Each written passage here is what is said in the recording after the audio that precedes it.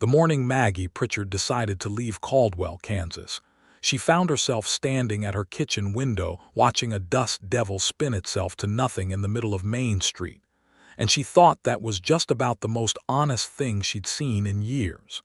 It was the spring of 1882, and Caldwell was the kind of town that used to mean something. It sat right on the Kishom Trail, and for a few golden years it had been alive with the thunder of cattle drives and the jingle of cowboys flush with trail money. But the drives were slowing down now. The railroad had shifted its hunger to other pastures, and the town that remained was a hollow version of the one Maggie had moved to 7 years ago with her late husband, Daniel Pritchard, full of hope and the particular recklessness of being 22 years old and deeply in love. Daniel had been dead 3 years, a rattlesnake, of all the unglamorous ways to go. A rattlesnake on an ordinary Tuesday morning, while he was checking the fence line on their small plot of land east of town. Maggie had held his hand as the fever took him, had watched the life drain out of the strongest pair of eyes she had ever known, and since then she had been performing the daily theater of existing in a town that no longer held a single reason to remain. She was 29 now. The land was hers, but the bank had been circling it with the patience of a buzzard for 2 years, and she owed more on it than she could realistically repay. Her friend Clara, the wife of the local postmaster, had moved to Wichita last fall. The schoolteacher position she had held for 2 years had been given to a man the school board hired away from Missouri, because they said parents preferred a man at the front of the classroom, and they said it to her face without the slightest embarrassment. The dress shop where she worked 3 afternoons a week to supplement her income had just announced it was closing its doors because the owner was following the cattle trade south to Texas. Maggie had made a list. She was practical that way, always had been. The list had 2 columns. The left column was labeled Reasons to Stay, and it had 3 items on it, 2 of which she had already crossed out. The one remaining item said the graves, meaning Daniel's grave and the small stone she had placed beside it for the baby they had lost in the first year of their marriage, a boy who had never drawn a breath. She had stood at that grave site the previous evening with the sunset painting the Kansas sky in shades of amber and deep rose, and she had talked to them both the way she still did sometimes, and she had told them she was going. She had told them she was going to her sister in Denver, where there was a teaching position that had been offered through correspondence, where there was the possibility of a life that did not feel like standing water. She had cried. She had said goodbye. She had walked home in the dark and pulled her traveling trunk from beneath the bed and begun folding her life into it. The morning after that decision, the morning of the dust devil, she was nearly finished packing. She had sent a telegram to her sister 2 days before. She had arranged with the bank to settle the land debt by surrendering the property, which left her with almost nothing but her dignity and the small amount of cash she had saved under a loose floorboard in the parlor. She had a ticket for the train leaving Caldwell at noon on Saturday, which was 2 days away, and she had already begun saying her private farewells to the town, the way you say goodbye to something you once loved fiercely even when loving it had started to feel like gripping a handful of sand. She was in the process of wrapping her mother's china serving dish in a petticoat when someone knocked on her front door. Maggie set the dish down carefully on the table and wiped her hands on her apron. She was not expecting anyone. Since Clara had left, there was no one who visited with any regularity. She crossed the parlor, stepping over an open trunk, and pulled the door open. The man standing on her front porch was not from Caldwell. She knew that because she knew every face in Caldwell by now, every sun-weathered rancher and shopkeeper and saloon regular, and this face was not among them. He was tall, broad through the shoulders, with dark hair that curled slightly at the temples beneath the brim of a well-traveled hat.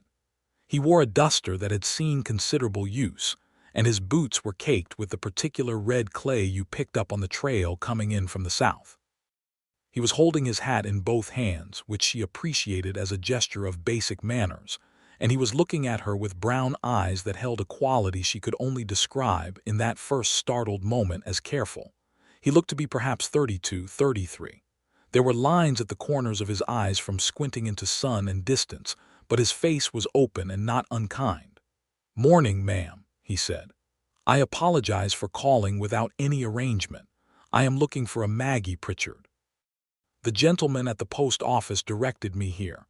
Maggie leaned slightly against the door frame and studied him. "You found her. What can I do for you, Mr. Winslow?" he said. "Albert Winslow, I have a letter here that I believe belongs to your context in a manner of speaking. It concerns the property adjacent to yours to the east." Maggie straightened. "The Callaway parcel?" "Yes, ma'am. I have recently purchased it, and there is a matter of a shared fence line and a matter of a water easement that the previous owner and your husband apparently had an informal understanding about, and I wanted to conduct my business honestly and speak to you in person before I made any assumptions about the arrangement." Maggie stared at him for a moment. In her experience, men who had just purchased land did not generally show up at a neighbor's door to ask politely about easements. They sent lawyers, or they simply did as they pleased and dared you to argue. "Come in then," she said, stepping back. "I have coffee on." She watched him wipe his boots carefully on the porch boards before crossing the threshold, and she revised her opinion of him slightly upward. He stood in her parlor among the open trunks and the half-wrapped china and the general organized chaos of a life in the process of being dismantled, and he did not say anything about it, which she appreciated as well. She poured 2 cups of coffee at the kitchen table, which was the only surface not currently covered in her belongings, and they sat across from each other in the morning light. He placed a folded document on the table between them. She did not pick it up yet. "You bought the Callaway parcel," she said. "Sam Callaway left for Colorado 2 years ago. His nephew had it listed with an agent in Wichita." "That is correct. I have been ranching in Texas, near Abilene, for the past several years. The land down there has been getting crowded, and the grass has been suffering for it. I heard there was still good grass to be had in this part of Kansas, so I have been traveling north looking at parcels." He wrapped both hands around his coffee cup. "I intend to build a proper cattle operation, not a large one, 40, 50 head to start. I have a string of horses I brought with me. I plan to build something permanent." Maggie looked at the folded document. "Mr. Winslow, I should tell you something that makes this conversation somewhat complicated." "I am listening." "I am leaving Caldwell Saturday. I have already surrendered my land to the bank against a debt, so the fence line and the water easement will very shortly be the bank's concern, not mine." Something moved across his face, not quite surprise, something more considered than that. "I see," he said. He picked up his coffee cup and was quiet for a moment. "Where are you going, if I may ask?" "Denver. My sister is there. There is a teaching position." "You are a teacher." "I was here for a time. They replaced me." She said it plainly, without self-pity, because she had run out of self-pity around 6 months ago and had settled into something more like clear-eyed frustration. He looked at her with those careful brown eyes. "That is their loss, I would imagine." She did not know what to do with that, so she moved past it. "The water situation, if you want to know the honest truth of it, is that the spring on the eastern boundary of my land feeds into a small creek that runs along the bottom edge of the Callaway parcel. Daniel and Sam Callaway had a gentleman's agreement that neither of them would dam it up or divert it without the other's knowledge. As far as I know, that agreement was not written down anywhere. It was just 2 decent men shaking hands." Albert Winslow nodded slowly. "That is what I suspected from looking at the land maps. I wanted to understand the history before I did anything." "You are being very considerate for a man who just bought the land and has no legal obligation to consider me at all." He looked at her steadily. "I do not see what legal obligation has to do with being decent." The silence that followed that statement was the first comfortable silence Maggie had experienced in longer than she could easily remember. She poured more coffee for both of them without being asked if he wanted more, and he did not point out that she had not asked, just wrapped his hands around the cup again. "Where are you staying?" she asked. "At the Drover's Hotel for now. I have a camp wagon on the land. I will move out there once I have a better sense of what needs doing first. The old Calloway cabin is still standing. It is not much, but the roof is sound. Sam was at least conscientious about the roof. I noticed that. I may make use of it while I get the main structure built." He paused. "What will happen to your place after the bank takes it?" "They will sell it to someone, I expect, or fold it into some larger operation. I have stopped thinking about it too carefully because it makes me angry, and being angry about it does not change anything." "When did your husband pass, if you do not mind me asking?" 3 years ago. Spring, like now." She said it simply. She had had enough time with it that she could say it simply, even if some mornings it still hit with unexpected weight. He was a good man. He deserved better than a Tuesday morning and a rattlesnake. Albert Winslow looked at her with an expression she recognized distantly as genuine sorrow, the kind that came from a person who had experienced their own version of loss. "I am sorry, truly." "Thank you." She folded her hands on the table. "Did you come all the way from Texas alone?" "I have a man traveling with me, Ernesto Cruz. He has been with me 7 years. Good horseman, good worker, better cook than I am by a considerable margin. He is out at the camp now setting things to rights." A ghost of a smile touched the corners of his mouth. "He has opinions about how the horses should be tied and will not accept any assistance with the arrangement." Maggie found herself smiling at that before she had quite decided to. "I had a neighbor like that. Opinions about fences. Everyone in Texas has opinions about fences." She stood and began to clear the cups, mostly to give herself something to do with her hands. "I do not know what I can tell you about the water easement that will be useful, given that I am leaving Saturday. But if you want to speak with Thomas Gentry at the land office, he might have records of any informal agreements that were noted down, even if they were never formalized." Albert Winslow stood as well, picking up his hat from the table. "I appreciate your time, Mrs. Pritchard. I am sorry to have caught you in the middle of your packing." She glanced at the trunks. "There is a certain freedom in it," she said. "Once you have decided to go, the packing is the easy part." He turned his hat in his hands twice, and then said something that she had not anticipated. "Would you have dinner with me this evening, at the hotel dining room?" "Not in any way that is presumptuous. I want to be clear about that. I am new to this town, and I suspect you know more about it than most, and I find that I would rather learn about this place from someone who has lived here honestly than from the sort of person who tells you only what they think will make their own situation easier." Maggie looked at him for a long moment. She was leaving Saturday. She had said her goodbyes to the Graves. She had her trunk half-packed and her ticket purchased and her sister expecting her in Denver.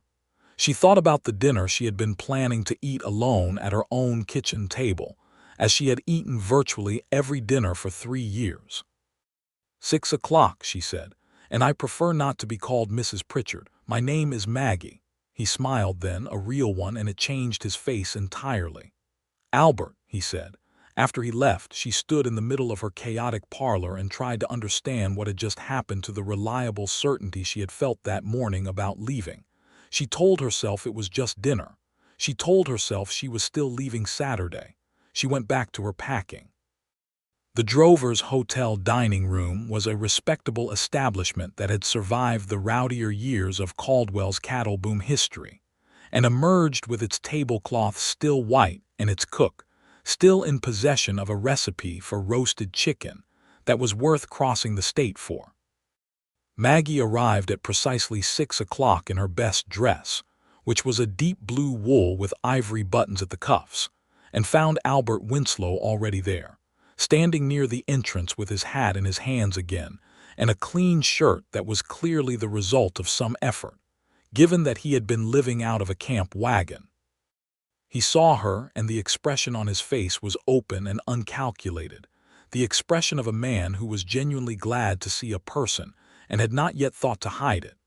They were seated at a corner table, and the proprietress, a formidable widow named Bess Hartley, brought them water and a look that communicated everything about small-town observation without saying a single word.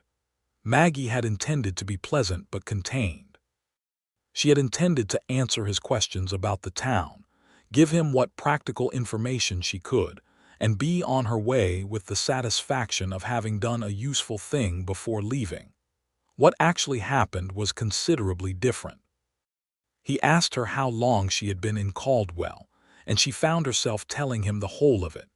Not the careful, abbreviated version she gave most people, but the real story, the one about coming out from Ohio with Daniel when they were so young, and so certain that the West was the place where a man and woman of modest means could build something that mattered.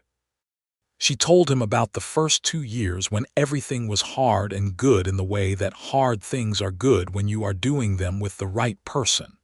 She told him about the baby, the boy who had not lived, and how Daniel had held her hand for 3 days afterward and not said a word, just held on. She told him about the rattlesnake with the kind of dark humor she had developed as a way of surviving the absurdity of it, and she watched him listen with his full attention, the kind that is rarer than people realize. He told her about Texas. He had gone there after the war, he said, and she did not ask which side he had fought on because it was 1882, and she had learned that asking was a way of opening doors that led to rooms full of complicated pain. He said there had been a woman once, in Abilene, a few years after the war. He said she had married someone else while he was out on a long drive, and he had come back to find the choice already made. He said it without bitterness, which she thought was probably hard one. He said he had thrown himself into the work instead, and the work had been its own reward for a long time. "And now?" she asked. He looked at the candle on the table. "I am 33 years old and I am building a cattle operation on a piece of Kansas land that does not yet have 4 walls on it, and I had dinner this evening with the most interesting woman I have encountered in some years." He looked up at her. "Now is not so bad."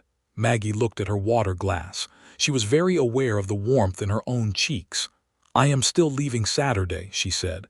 "I know," he said. "I am not asking you not to." But the way he said it made the statement land differently than it might have from another man's mouth. It was not a sentence designed to make her feel the weight of leaving. It was a sentence designed to let her be free, which is a considerably more dangerous thing.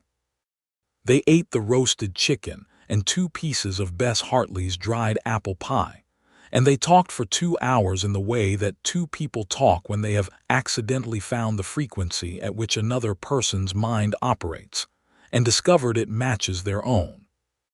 He walked her home under a sky so thick with stars that Maggie, who had lived beneath those Kansas stars for 7 years, felt as though she were seeing them for the first time, because there was someone beside her pointing out the constellations he had learned from an old Mexican rancher named Don Salvador, who had told him their Spanish names and their stories, which were different from the European ones and more interesting. He stopped at her gate. "Thank you for this evening," he said. "Thank you for knocking on my door," she said, "even if the water easement is no longer my business." He smiled. "I will speak to Gentry at the land office. He is there at 8 in the morning. He has strong coffee and a tendency to talk for 40 minutes before he reaches the point, but he knows the history of every parcel in the county. I will bring patience." She pushed open the gate. "Good night, Albert Winslow." "Good night, Maggie Pritchard." She walked inside and stood in the dark of her hallway for a full minute before she lit the lamp. She told herself she was still leaving Saturday. She went to her packing trunk and sat on the edge of the bed beside it, and looked at the neat stacks of folded life inside it, and thought about 2 hours of conversation that had felt more like breathing than talking, and the particular quality of a pair of brown eyes that were careful and honest in equal measure. She did not unpack anything, but she sat there for a long time. The next morning she walked to the cemetery east of town, which was the thing she did when she needed to think seriously. She brought wildflowers from the field behind her house, early spring ones, the yellow ones and the small purple ones whose names she had never learned, and she placed them on Daniel's stone and on the small stone beside it. She sat on the grass and talked to him the way she did, quietly, with the morning sun warm on her back. "I met someone," she said, and felt the strangeness of saying it here of all places. "I am not saying it is anything. It is one evening of dinner and conversation and a man who listens properly. That is not something. That is almost nothing." She pulled a blade of grass. "But I thought I should tell you, because it felt like something even if it is not." A meadowlark called from somewhere in the cedar trees at the edge of the cemetery, and she let herself believe for a moment that this was an answer of some kind, knowing it was probably just a bird. She walked back through town, past the land office, past the general store, past the stable where she could hear horses moving in their stalls. The town felt different this morning than it had yesterday. She could not quite pin down why. It was the same hollow town, the same quieter version of the place that used to thunder with life. Nothing had changed in it. Something had changed in her, and she was not sure yet what to do about that. She bought flour and salt pork at the general store because she was, practically speaking, still here for 2 more days and she needed to eat, and Mrs. Webb at the counter gave her a long look and said, "I heard you had supper with a stranger last evening." "News travels quickly," Maggie said. "It is a small town," Mrs. Webb said, without any apparent awareness of irony.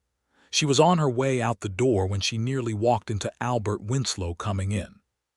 He caught the door before it could knock either of them sideways, and they stood for a moment in the doorway, close enough that she could smell the morning air on him, dust and grass and something like cedar.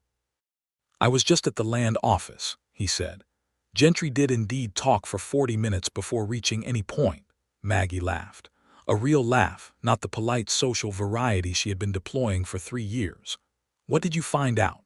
"The water easement is technically documented in an older survey, which means it does not rely on a gentleman's agreement after all. The water belongs to whatever parcel controls the spring, but there is a documented right of use for downstream parcels." He shifted his groceries. He had been to the store as well. "Which means I will have to work with whoever the bank sells your land to, eventually. I am sorry that complicates things." "It does not complicate things. It resolves them in a way. Everything is documented. No one can pretend there is no agreement." He paused. "I am going back out to the land this afternoon. Ernesto and I are going to see what the cabin needs. If you have any time today, I thought perhaps you might want to ride out. You know the land and I do not. There are probably things I am missing that would be obvious to someone who has been here." Maggie looked at the flour and salt pork in her basket. She looked at him. "I have packing to finish," she said. "Of course." She said it again, this time more quietly, as if testing whether she still believed it. "I have packing to finish." He waited, because he seemed to be a man who understood that some sentences needed room to settle. "But the packing can wait until this afternoon," she said. "And I know that land better than anyone alive." The ride out to the Callaway parcel took 20 minutes on horseback, and Albert Winslow had a spare horse in considerably better condition than the horse she had sold 6 months ago when she stopped being able to afford its upkeep. It was a dark bay with a steady temperament, and it moved beneath her with the kind of smooth efficiency that told her he had chosen his animals carefully. Ernesto Cruz was a compact man of perhaps 50, with a deeply lined face and dark eyes that held a perpetual expression of mild amusement at the world. He greeted Maggie with a short bow and a courtesy that seemed to come from some older, more formal tradition, and went back to his work without ceremony. "He speaks some English," Albert said quietly. "He prefers Spanish when he can get it. His family has been in Texas for 4 generations, going back before Texas was Texas." "Does he know anyone in Caldwell?" "He is finding out. He says there is always someone." Maggie smiled and turned her horse to look at the land. She had not ridden out here in more than a year, had kept to her own boundaries as the grief and the practical business of surviving had narrowed her world. But she knew this land. She had walked it with Daniel in the early years when they were neighbors with the Callaways, when Sam Callaway and his wife used to have them over for Sunday dinner, before Mrs. Callaway passed and Sam got old and quiet, and then finally sold up and went to Colorado to live with his son. She looked at the rolling grass, still gold from winter but with the first green pushing through at the roots. She looked at the creek line marked by the cottonwoods, bright with new leaves, and the slope of the land to the south where it caught the afternoon sun. "The grass comes in thick here in June," she said. "There is a reason Sam ran good cattle on this parcel for 30 years. You have to watch the northeast corner, though. There is a low spot that holds water in a wet spring, and it can deceive you about the grazing ground. And the creek runs strong through April and May, but it narrows to almost nothing by late August." Albert was listening with his full attention, the same way he had listened the night before, a quality of absorption that was different from politeness. "And the soil to the south. Good for crops if you wanted them. Sam never bothered. He was purely a cattle man. Daniel used to say that piece would grow anything you put in it." She felt the familiar ache of his name in her mouth, softer now than it used to be. He always thought about planting an orchard there someday. Albert looked at the south slope. "An orchard," he said, in the tone of a man filing something away. They rode the fence line together, and she pointed out the places where posts had rotted and would need replacing before any cattle could be safely kept, and the places where the creek bank had eroded and should be reinforced, and the spot at the eastern edge where 2 old cottonwoods had fallen in the winter storms and needed to be cleared. He listened and made notes in a small book he pulled from his coat pocket, and she found herself thinking that she had not felt useful to another person in a very long time, and that the feeling was something she had not realized she had been missing. They stopped at the creek at midday and ate the lunch Ernesto had packed, which was pan bread and dried venison and 2 late-season apples, and they sat on the bank with the cottonwood shadows moving over them and the water talking quietly over the stones. "Can I ask you something?" Albert said. "You can ask. When you say you are leaving because there is nothing left to stay for, do you mean there is nothing, or do you mean there is nothing obvious?" Maggie looked at the water. "Is there a difference?" "I think so. Nothing obvious requires looking. Nothing at all is finished." She was quiet for a moment. "My friend Clara left. My job was taken from me. My husband is gone. The bank is taking the land. My life here is a set of closed doors. Every closed door is in a building," he said. "The building is still standing." She looked at him. "That is the most convoluted argument for staying I have ever heard. I am a cattle rancher. I am not in the business of elegant arguments." She laughed again, the real kind, and it startled a pair of red-winged blackbirds from the reeds upstream. They rode back in the late afternoon with the sun going golden and long behind them, and when they reached the fork in the road where one direction went to the Callaway parcel and the other went toward town, he stopped his horse. "Tomorrow is Friday," he said. "I know what day it is. I need to go back to Wichita briefly to finalize the deed recording and collect some equipment I left with a freight agent there. I was planning to leave tomorrow morning. I will be back Saturday evening or Sunday morning." "I am leaving Saturday noon," she said. He looked at her. "I know." The space between those 2 facts sat in the air between them, acknowledged and unresolved. "I wanted to tell you," he said, "because I did not want you to think I had simply vanished. That would be a poor thing to do after you spent a day showing me land I could not have properly understood without you." Maggie looked at the road ahead. "Albert." "Yes."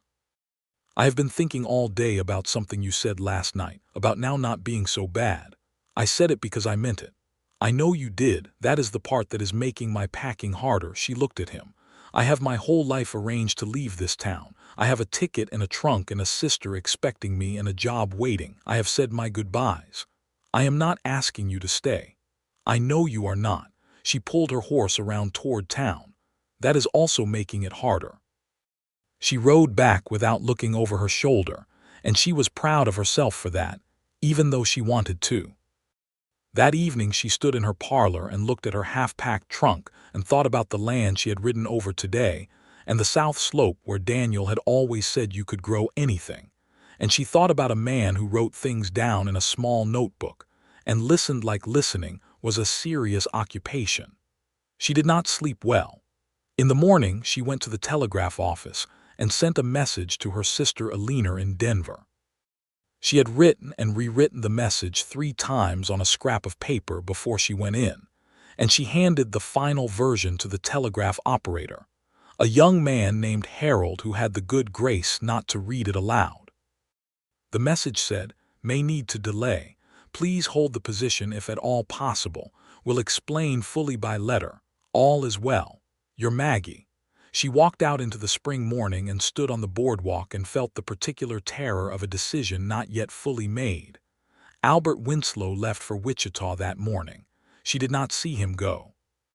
She heard from Bess Hartley at the hotel that he had been up at 5 o'clock and gone before 6, which she felt was a piece of information she had not needed and also could not stop thinking about.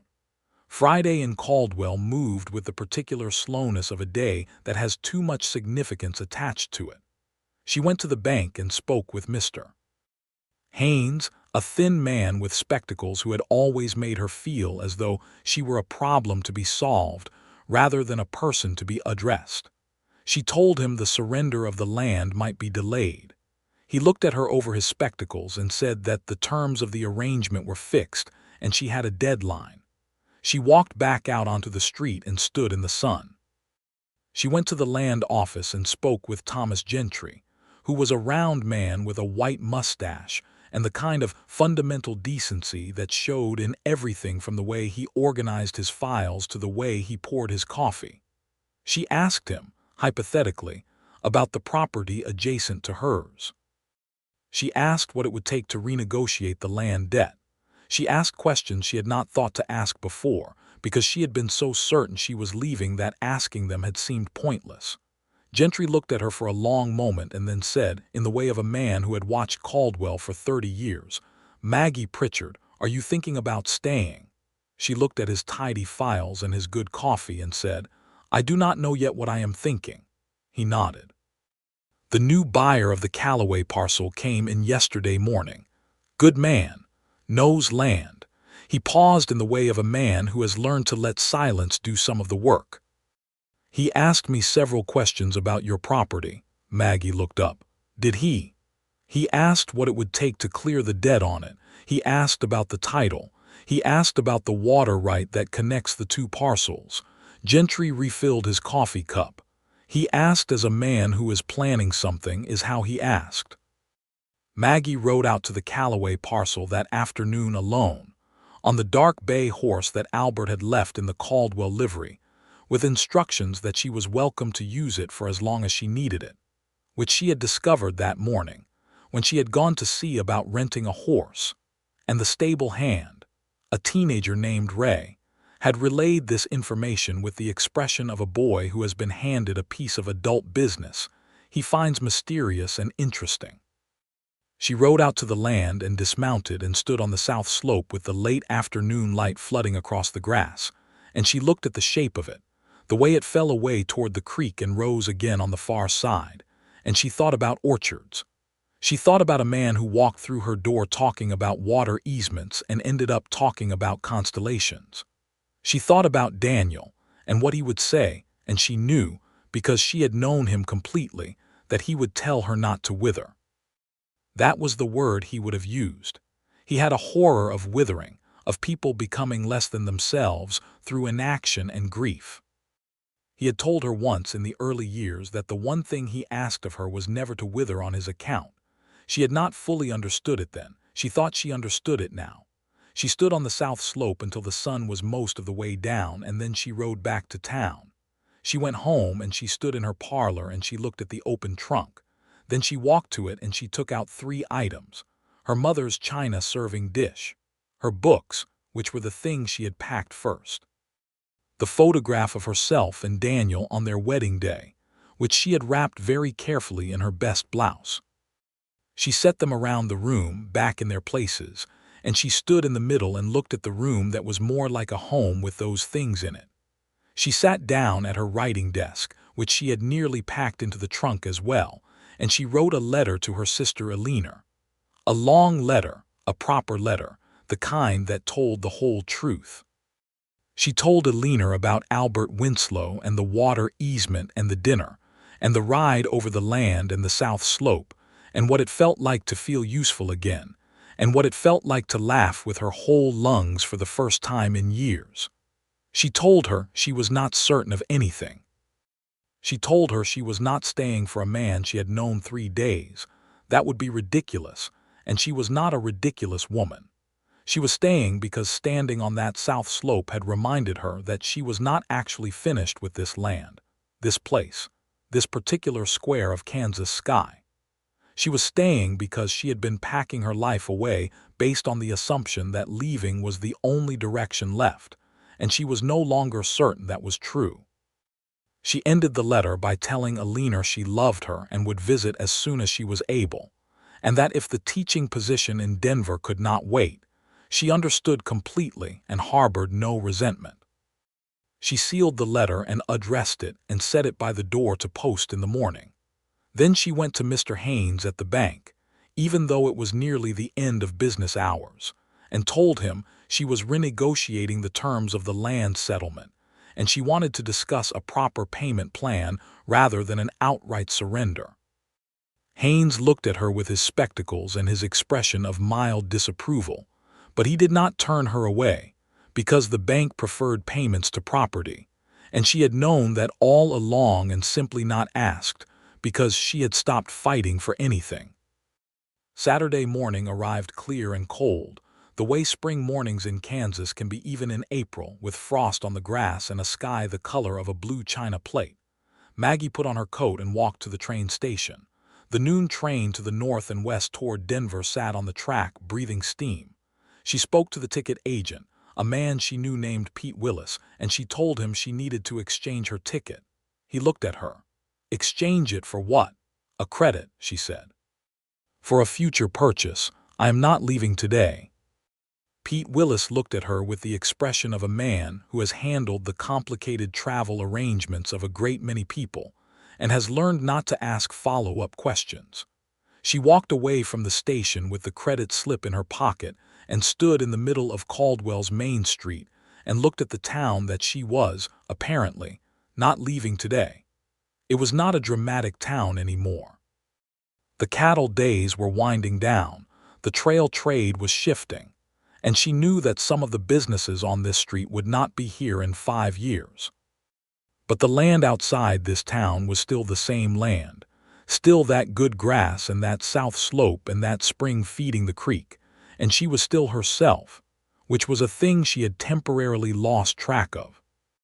Albert Winslow rode back into Caldwell on Saturday evening, not Sunday morning, and she knew this because she had been sitting on her front porch with a book, not in any particular anticipation. She told herself, just enjoying the evening air, when she heard the sound of horses coming down the main road and looked up to see him and Ernesto and a freight wagon loaded with equipment turning toward the hotel. He saw her and turned his horse toward her house. He stopped at the gate, still mounted, and looked at her on the porch. "You are still here," he said. "I am still here," she said. He looked at her for a moment with an expression she could not entirely read, and then he said very quietly, "Good." He put Ernesto and the horses and the freight to rights at the hotel and livery, and he came back an hour later, just as the sun was finishing its business with the horizon, and she was still on the porch, her book now closed on her lap. He came through the gate and sat down on the porch steps, and they talked in the gathering dark the way they had talked at dinner, easily and honestly, and without the particular kind of performance that people put on when they are trying to make an impression, because they had somehow, in a very short time, moved past that into something more comfortable and more real. She told him she had gone to see Gentry. She told him she had postponed the land surrender and was renegotiating the debt. She told him she had pulled her books and her china back out of the trunk. He was quiet for a moment. "I want to tell you something," he said. "I asked Gentry about your property while I was in there. I want you to know that. He told me. I asked because I am aware that the 2 parcels together make a stronger operation than either one separately, from a purely practical standpoint. The spring, the creek, the south slope, the additional grazing ground. I want you to know that I am not asking you to stay, and I am not making any assumptions about what the future holds. But I am building something on that land that I intend to last, and I would rather build it honestly." Maggie looked at him in the near dark. "What does that mean, building it honestly?" "It means I am telling you that I think about you when I should be thinking about fence posts. It means that 3 days ago I knocked on your door about a water easement, and I now find that the water easement is the least interesting thing I have learned from the experience." He looked at her directly with those careful brown eyes. "It means that if you are staying, I would very much like to know you better, not because it is convenient for the land, because you are the most alive person I have met in a very long time, and I did not know I was missing that until I ran into it on a Tuesday morning." Maggie sat with that for a moment. "I am not entirely certain why I stayed," she said. "I have a list. I had the list almost finished. I had the column for reasons to stay almost completely empty, and then you knocked on my door and I had dinner and rode over that land and stood on that south slope, and I thought perhaps the list was not complete." "What did you add to it?" She looked at him. "An orchard," she said. "Specifically the notion of an orchard on that south slope." He smiled, slow and warm, in a way that suggested he understood perfectly that she was not talking about apples. "I think the south slope could support a considerable orchard," he said. "I think it could," she agreed. They sat on the porch in the dark a while longer, and the stars came out in the way they did in Kansas, all at once and without apology, and somewhere in the dark a night bird called, and the town of Caldwell, Kansas settled into its Saturday evening quiet around them. It was a beginning, not a conclusion. She knew that. 3 days was not love. It was the suggestion of something, the first line of a letter, the first bar of a song. She was clear-eyed about that in the way she had always been clear-eyed, which was one of the things about herself that she trusted most. But she was also 39 steps from a train station where she had just exchanged her ticket, and she was sitting on her own porch with a man who looked at the south slope and thought about orchards, and she was smiling into the dark Kansas sky with something she had not felt in 3 years. It was not nothing. The weeks that followed were the kind that seemed to move in 2 speeds simultaneously, slow in the daily texture of them and fast in retrospect, the way significant time always does.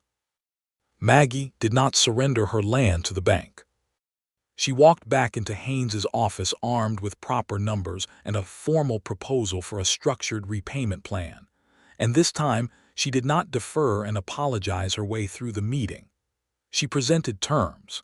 Haynes adjusted his spectacles and made counterproposals, and they went back and forth for 45 minutes and arrived at an arrangement that was not generous but was survivable, which was what she needed. Albert and Ernesto began the serious work on the Callaway parcel, which was no longer anyone's notion of Callaway's, but had not yet been named anything new.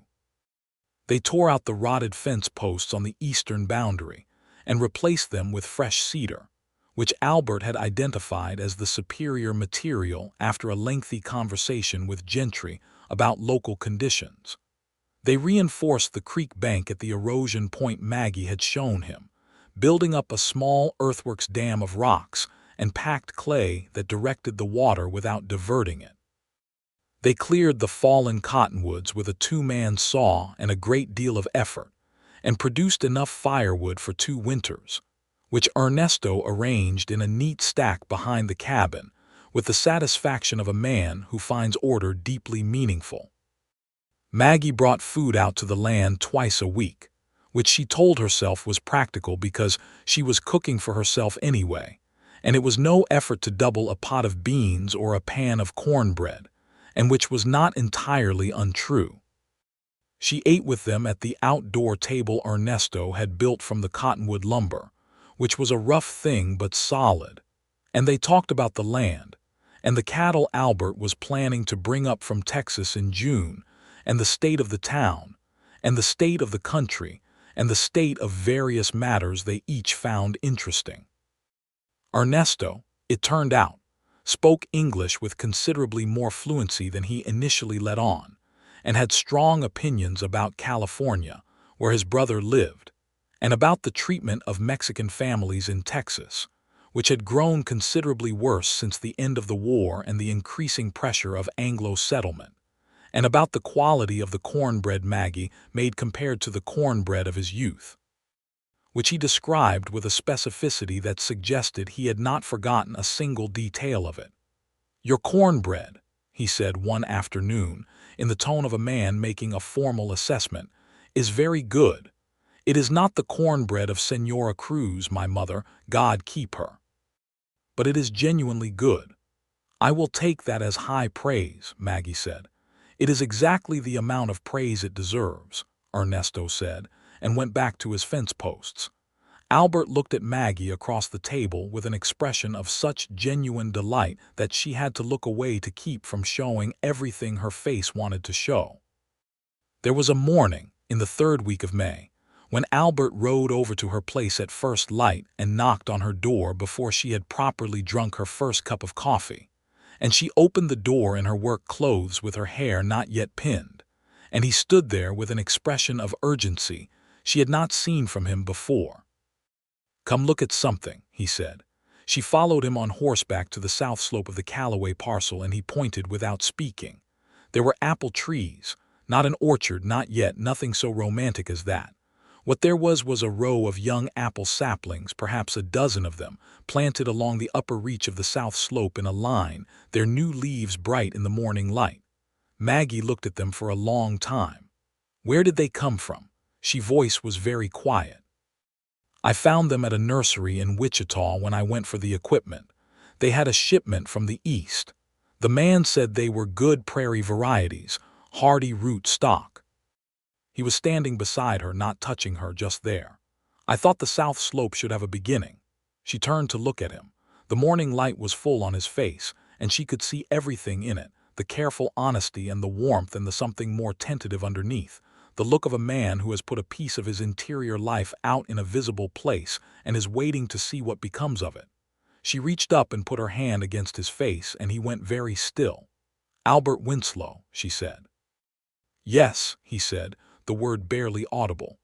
"That is the finest thing anyone has done for me in a very long time." He put his hand over hers where it rested against his cheek, and they stood like that on the south slope with the apple saplings in the light for a moment that felt, to Maggie, like the still point at the center of all her recent motion, the place where everything had been leading. He turned his head and pressed his lips to the inside of her wrist, very gently, in a gesture so contained and so deliberate that it told her more about him than an hour of words could have. She did not say anything. She did not need to. They rode back to the cabin together, and Ernesto had coffee on, and he handed them each a cup with the expression of a man who has noticed everything and chosen to say nothing at all, which Maggie found both exasperating and entirely endearing. The cattle arrived in June. 42 head of good Texas Longhorns driven north by 2 cowboys Albert had hired for the drive. Brothers named Will and Hector Abernathy from a ranch near San Antonio, who had made the trail run 4 times before and knew their business down to the last detail. They arrived on a Tuesday, which Maggie thought was notable, and the cattle filled the repaired pasture with their moving color, red and brown and brindle, and the sound of them was the sound of something genuine and purposeful, a working ranch beginning to breathe. Will Abernathy was 23 and energetic, and had a way of talking that was all enthusiasm and forward motion, and he fell immediately into an uncomplicated working relationship with Ernesto, who regarded him with the long-suffering affection of an experienced man for a capable younger one. Hector Abernathy was 26 and quieter, a careful rider with a good eye for cattle health, and he stayed on when the drive was done because Albert offered him a permanent position, which he accepted on the condition that he could send for his mother from San Antonio before winter, a condition Albert agreed to immediately and without negotiation, which told Maggie something about the kind of man he was. Mrs. Abernathy arrived in August, a small, fierce woman named Rosa who spoke rapid Spanish with Ernesto and expressed opinions about the cabin's interior organization that Ernesto, in a complete reversal of his usual habits, deferred to entirely. The cabin was rearranged. A second structure went up, a proper bunkhouse, which housed Will and Hector and Ernesto, and the main cabin became the ranch office and cookhouse. Through all of this, through the daily work of building a working cattle operation, Albert and Maggie found their way toward each other with the same quality of care and attention that marked everything Albert did. They rode the fence lines together on Sunday mornings, which became their established practice, a thing that everyone in Caldwell noticed and that Maggie had stopped pretending was purely practical sometime in July. He kissed her properly for the first time on an August evening, standing by the apple saplings on the south slope, which had put on a good 2 feet of growth since spring and were beginning to look like the promise of something. She had been pointing out a particularly red sunset over the distant hills, and he had turned to look at it and then turned back to look at her, and said her name with a quiet emphasis. And she had turned, and the answer was in both their faces before either of them had said a word. And the kiss was everything that the careful quality of his attention suggested it would be, unhurried and full and honest. "I have been thinking about doing that since the first evening," he said when they stepped back. "I know," she said. "Was it obvious? Only to a woman paying attention." He laughed, and she pressed her face briefly to his shoulder and felt the solidity of him and thought, not for the first time, about the way life arranged itself into shapes you could not have predicted from any previous angle. Fall came to Caldwell with the particular golden violence of a Kansas autumn, the cottonwoods along the creek going yellow overnight, the grass turning from green to gold to pale wheat, the air sharpening into something that smelled like the end of things and the beginning of things simultaneously. The cattle fattened on the good grass, and Albert spent long days in the saddle with Will and Hector cataloging them and planning for winter, and discussing the purchase of additional stock in the spring. The land debt had been reduced by a third, with the fall payment that Maggie had managed through a combination of strict economy, the income she had found from tutoring several children in the town whose parents preferred private instruction, and a small amount of income from selling surplus eggs and butter. It was not fast progress, but it was progress, and progress was something she had stopped believing in for long enough that feeling it again had an almost physical quality. There was a town meeting in September about the school. The school board had hired a man from Missouri who had, by September, proven to be deeply incompetent in a way that had apparently not been visible during his interview process. 3 children had been sent home in the first 2 weeks for crying, which was not a behavioral failure of the children. A 4th child had stopped speaking entirely, which alarmed his parents enough that they brought it to the school board directly. The man from Missouri was let go with the particular collective embarrassment of a group of men who had made a conspicuous error and did not enjoy acknowledging it. At the school board meeting, several parents nominated Maggie Pritchard for the position. The school board chairman, a man named Crawford, adjusted his collar and said they had discussed this before and their position regarding female teachers stood. Albert Winslow was at this meeting, which surprised Maggie and surprised Crawford more. Albert stood up in the back of the room, which was the Caldwell church, and he was not large or threatening, but he had a quality of settled authority that came from being a man who knows exactly what he thinks and sees no reason to be unclear about it. He said that he was a landowner and taxpayer in this county, and the children of this county were going to grow up to be the people who either built something lasting or did not. And what they learned in that schoolhouse mattered considerably.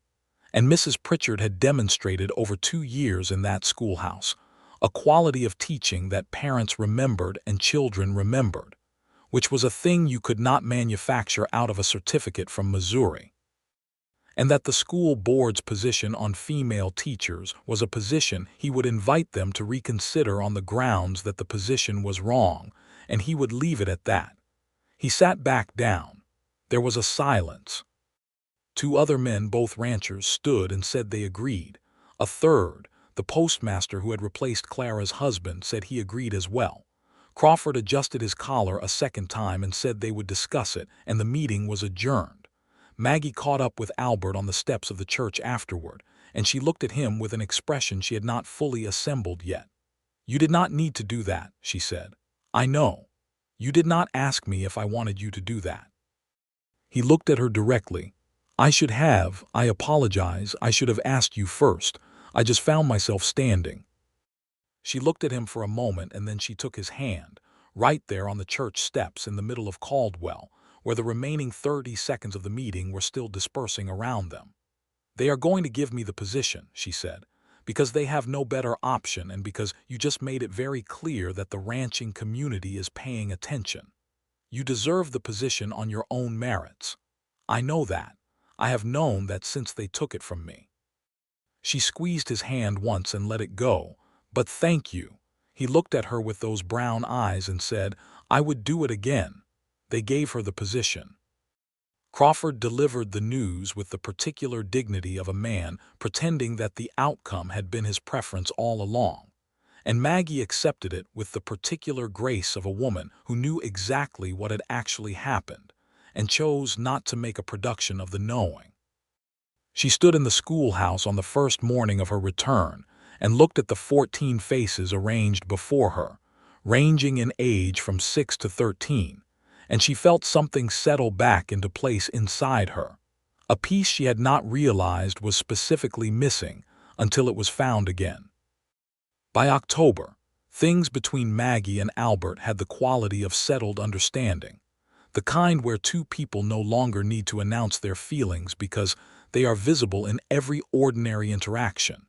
In the way he saved the best cup of coffee for her when she arrived at the ranch on Sundays. In the way she kept an eye out at the general store for the particular tobacco he preferred and brought it out without ceremony when she came.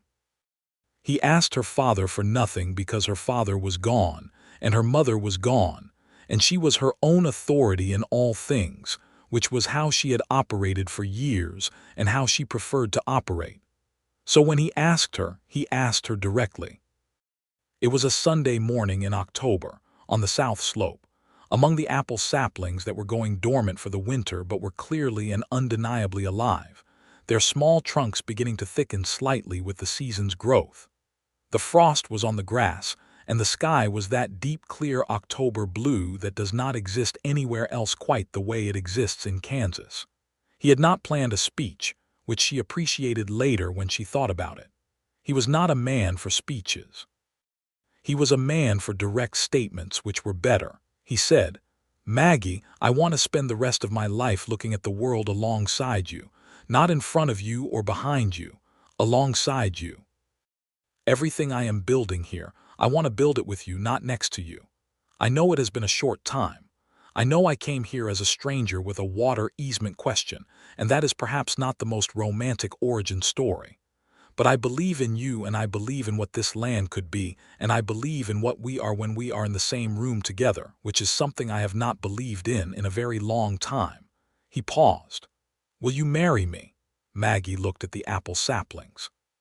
She looked at the frost on the grass. She looked at him. "It has been 6 months," she said. "I know. 6 months is not very long. By some measures," he said. "By other measures it has been an entire life." She thought about her list, the list with 2 columns, the one that had nearly been empty on the left side when he knocked on her door. She thought about the morning she had watched the dust devil turn itself to nothing in the main street and thought it was the most honest thing she had seen in years. She thought about saying goodbye to the graves on the hill and what the meadowlark had said. "Yes," she said. "Albert Winslow, yes." He exhaled in a way that told her he had not been entirely certain, which made her love him more for it, that he had been willing to not be certain, willing to ask without the assurance of outcome. He took her hands and held them and looked at her face in the October morning light and said her name once more, just her name, as if it were itself a complete sentence, and it was. They were married in December, just before Christmas, in the Caldwell church by the same minister who had done the town meeting. It was not a large wedding because they did not want a large wedding.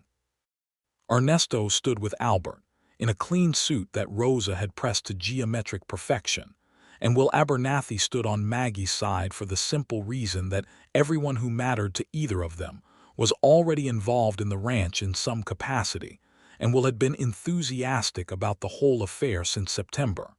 Hector was there with Rosa. Thomas Gentry was there because he had been a steady friend.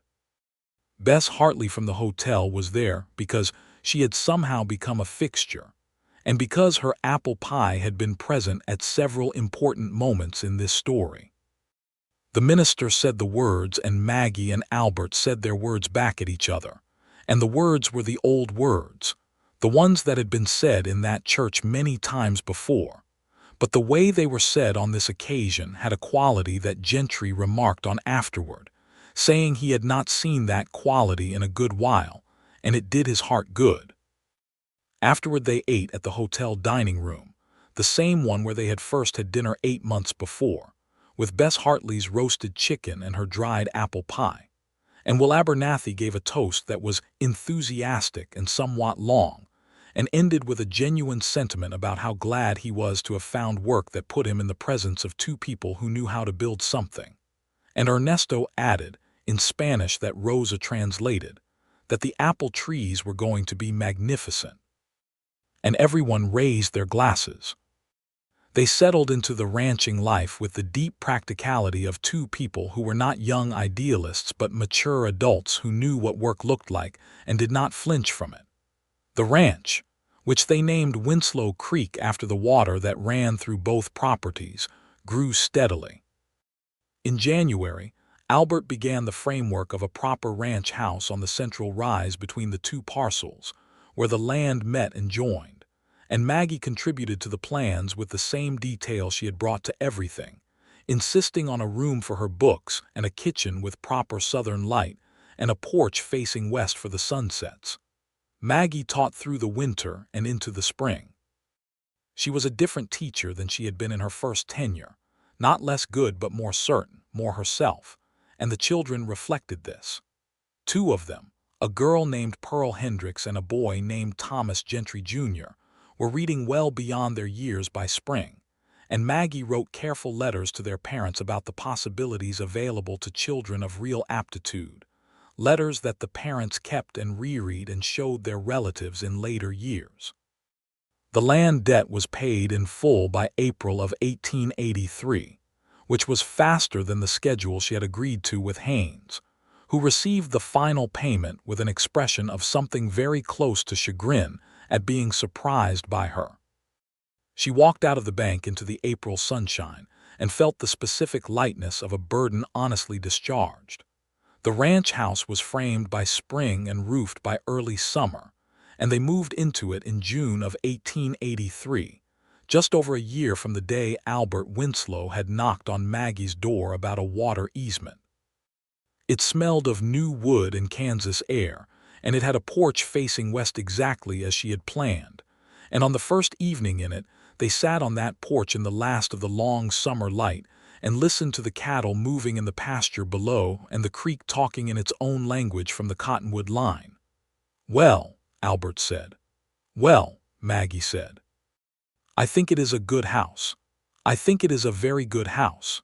He reached over and took her hand where it rested on the arm of the porch chair, and they sat like that in the warm evening, not saying very much more because not very much more needed saying. The house was real. The land was real. The apple trees on the south slope had put on another good year of growth and would need 1 or 2 more summers before they could expect any fruit. But they were there, their small sturdy forms visible from the porch in the long light. Ernesto had built himself a proper room at the end of the bunkhouse that he maintained with fierce privacy and considerable pride. He had acquired a small stove for it and a shelf of books in Spanish, which he was protective of, in a way that suggested the books had survived some things. Rosa ran the cookhouse with an organization that brooked no casual interference, and Will Abernathy had in the past 6 months grown from a young man of enthusiastic energy into something beginning to resemble a real cowhand with real judgment, which Hector regarded with the satisfaction of an older brother whose confidence has been vindicated. In the fall of 1883, Maggie knew she was expecting a child. She told Albert on a Sunday morning by the apple trees, which seemed like the right place for significant news, and he stood very still for a moment and then took her face in both his hands and looked at her with an expression she had no precedent for and could not have fully described, except to say it was the expression of a man for whom something profound and good has just become real. "Are you well?" he said. "Are you truly well?" "I am very well," she said. He pulled her into his arms and held her, and she felt the quality of that hold, careful and solid and full of something that was at once protective and joyful. She thought about the small grave on the hill beside Daniel's, the boy who had never breathed, and she thought about how life carries its griefs alongside its hopes, how you do not arrive at a new beginning without all the previous chapters in your hands, and she thought that was not a tragedy but a truth, and a truth you could live with when the person next to you understood what they were holding when they held all of you. The winter of 1883 was hard, as Kansas winters are, and Maggie taught through it, and the ranch kept its cattle through it, losing only 2 head to a particularly savage cold snap in January, which Albert and Hector rode out into at 4 in the morning to deal with and came back from frozen and exhausted, and immediately fed the enormous meal Rosa had been maintaining at readiness on the stove.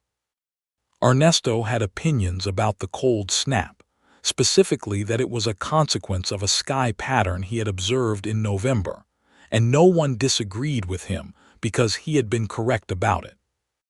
The baby was born in March of 1884, on a morning that started with a late snow and ended with clear cold sunshine, and it was a boy, which surprised exactly no one including Maggie, who had felt from early on that it was a boy, though she had not said so aloud because she was a rational woman who did not put great stock in feelings about such things, even while she had the feeling.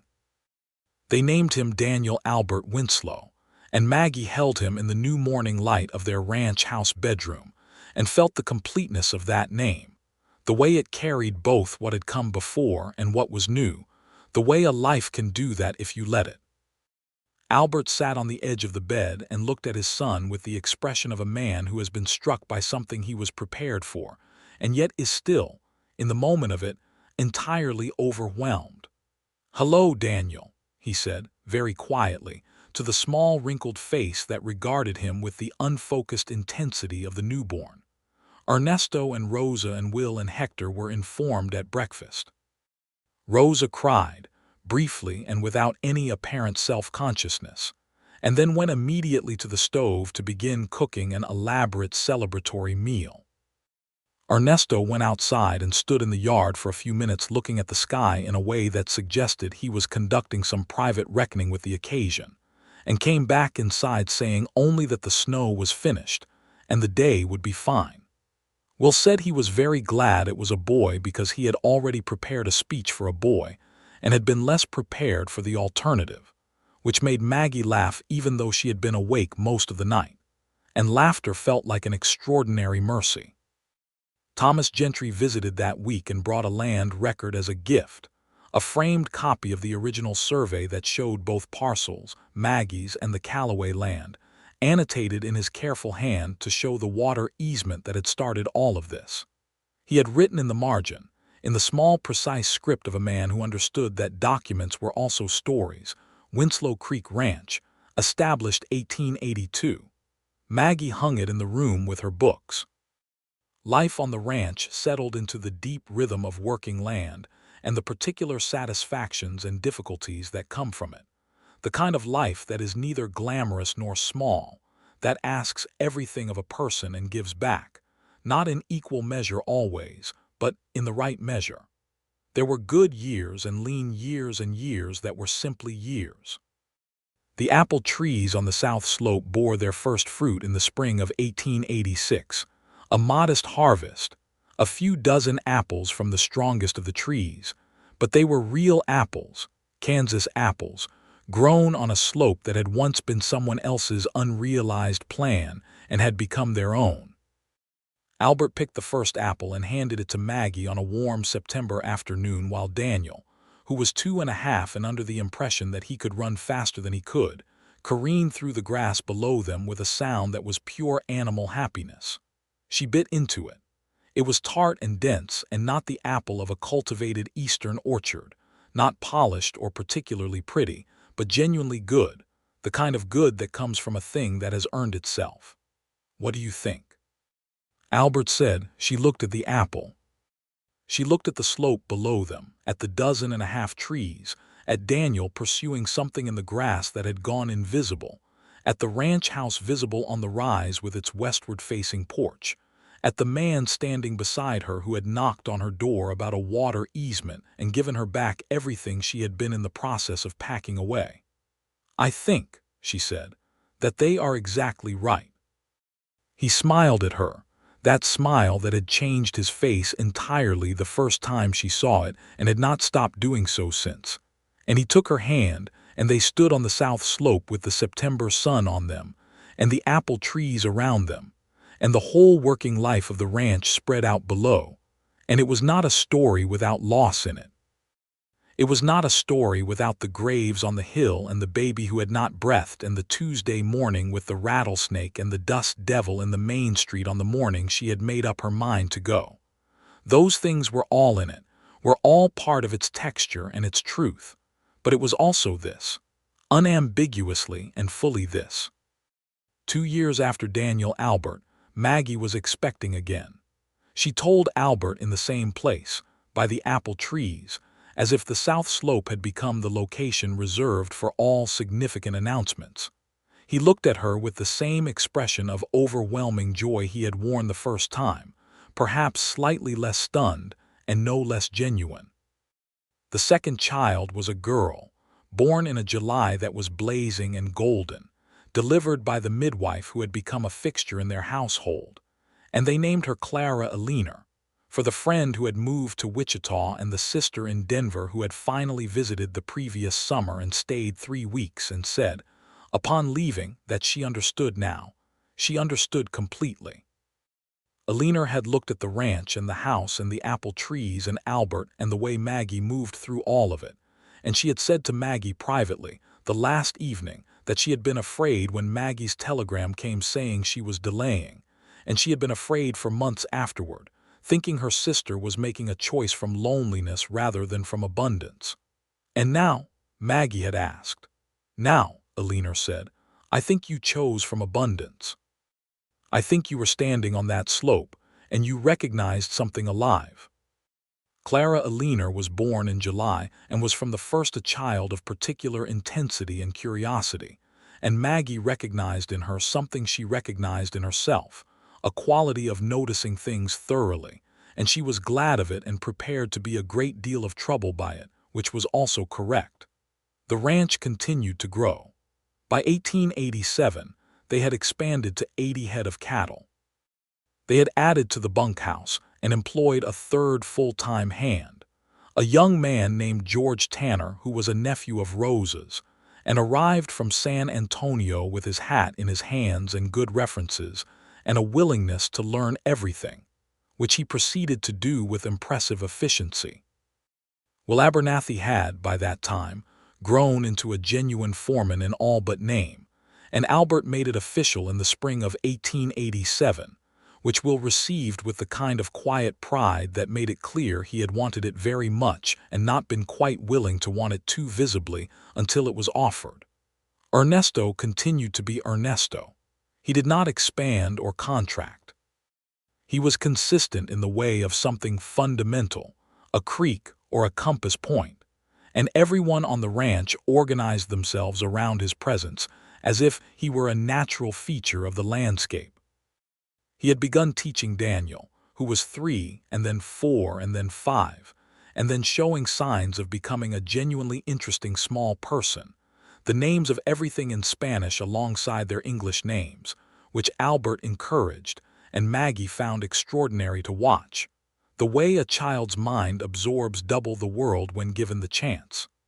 The town of Caldwell continued its own evolution.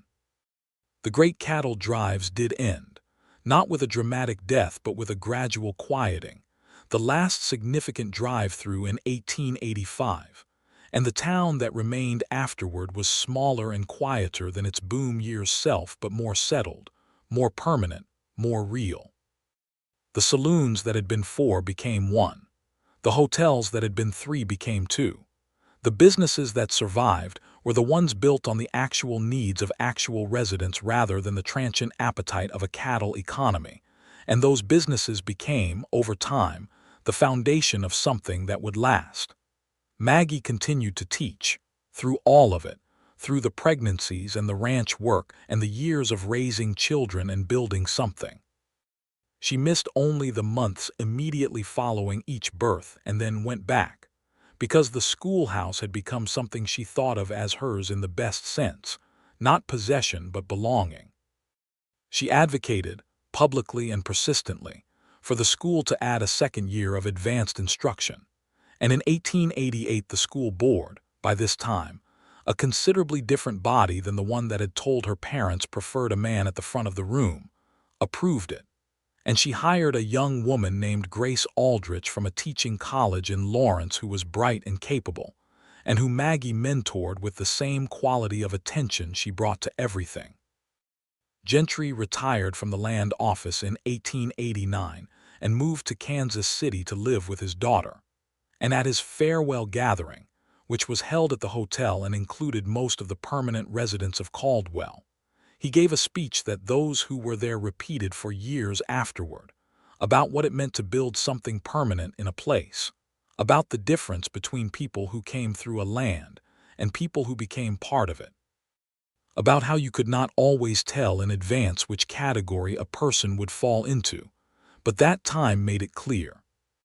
He said, looking at Maggie and Albert, who were seated at a table in the middle of the room with a 4-year-old Clara on Maggie's lap, trying to eat the decorative icing off a piece of cake, that he had seen a great many people come through this corner of Kansas, and that the people at that table represented what a life well chosen looked like, and he was glad of the water easement that had brought them into his office in the same week, and whatever good intelligence or good fortune had arranged that. There was considerable laughter and applause, and Maggie looked at Albert over Clara's head, and Albert looked back at her with the particular expression she had catalogued over 7 years, the careful one that had been the first thing she noticed about him, and had never stopped being one of the things she loved most. And she thought about the morning she had stood at her kitchen window watching a dust devil turn itself to nothing, and decided to leave. She thought about the list with 2 columns and the left column almost empty. She thought about the trunk half-packed and the ticket purchased and the goodbyes said. She thought about a knock at the door. She thought about reasons to stay and how they came in shapes you did not predict, not in large dramatic gestures but in water easements and apple saplings and 2 hours of conversation that felt like breathing, in a man who listened as if listening were a serious occupation, and who could sit in comfortable silence, and who wrote things down in a small notebook, and who stood up at a school board meeting because he found himself standing. She thought about the South Slope in October light.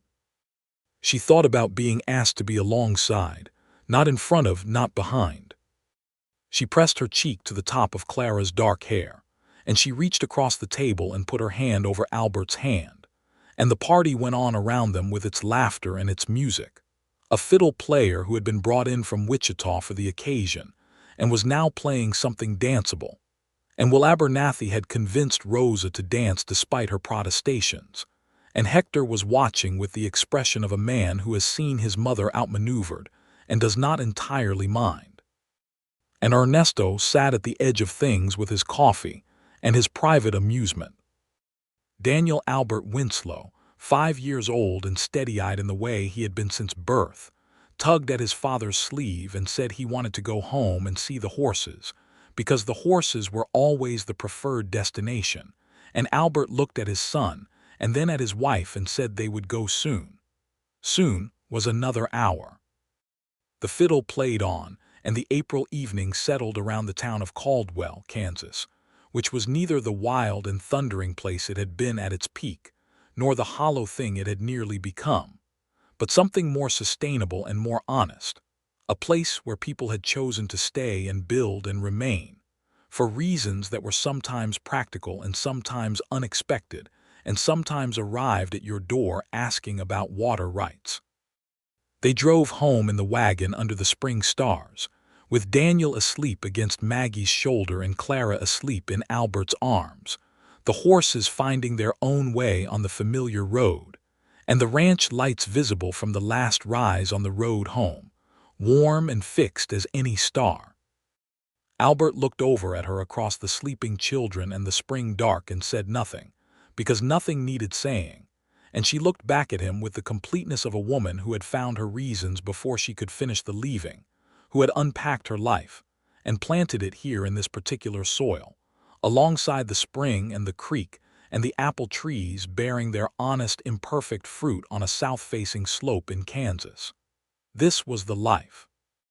Not the one she had planned and not the one she had been in the process of abandoning, but the one that had been possible all along, waiting for a knock at the door and a question about water. The horses brought them home. The lights were on. Everything was exactly as it should be.